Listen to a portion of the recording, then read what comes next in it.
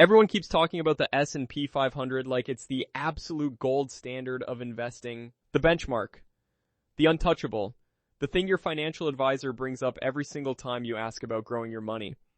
And look, it's not bad, but what if I told you it's not even close to the best performer over the last 5 years? Yeah, let that sit for a second. To be fair, the S&P 500 did solid work when we're talking roughly 70 to 80% returns over 5 years. That's not nothing. That's actually doubling your money, which most people would be thrilled about. And if you had just parked your cash there and gone on vacation for 5 years, you'd come back pretty happy. But here's the thing about being pretty happy versus being absolutely floored by your portfolio. There's a difference, a big one. Because while everyone was nodding along to the S&P 500 like it was the only song on the playlist, something else was happening in the background. Some stocks weren't just doubling, they weren't just going up a little faster, they were doing something that makes the S&P 500 look like it was moving in slow motion. And once you see the numbers, you genuinely cannot unsee them. Nvidia, up over 1,000%. Super microcomputer, up over 800%. Vertiv, also up over 1,000%. We're talking 5 times your money, 10 times your money.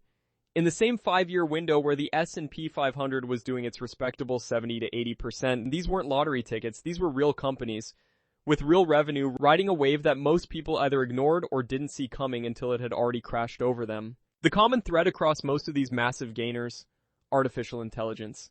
AI stocks absolutely exploded, and the painful truth is that most everyday investors missed the bulk of it. Not because the information wasn't available, it was.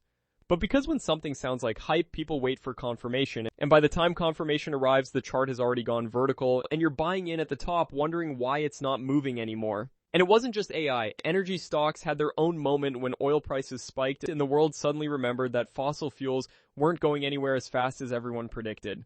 Companies in that space quietly delivered returns that made the broader market look timid. The people who were paying attention, who understood the macro environment, who weren't just following the popular narrative, those people did very well. Then there's defense. During periods of global conflict and geopolitical tension, defense companies weren't struggling. They were growing, contracts were being signed, budgets were being increased, and the stocks reflected exactly that. While the news cycle was focused on the chaos, the balance sheets of defense companies were quietly getting healthier. That's the part most people never connect until after the fact. Here's the real talk. The S&P 500 is safe, it's diversified, it's the financial equivalent of a reliable car that gets you where you need to go without any drama. But safe and average are basically the same word in investing. If your goal is to build serious wealth, average is the ceiling, not the floor.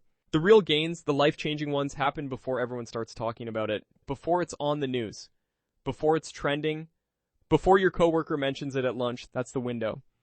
And it's usually smaller than people think. So if you're only hearing about these stocks now, if this is the first time Nvidia or AI infrastructure or energy plays are hitting your radar, there's a good chance you're already late to that specific party. The crowd always arrives after the gains. Not financial advice, just showing you how money actually moves.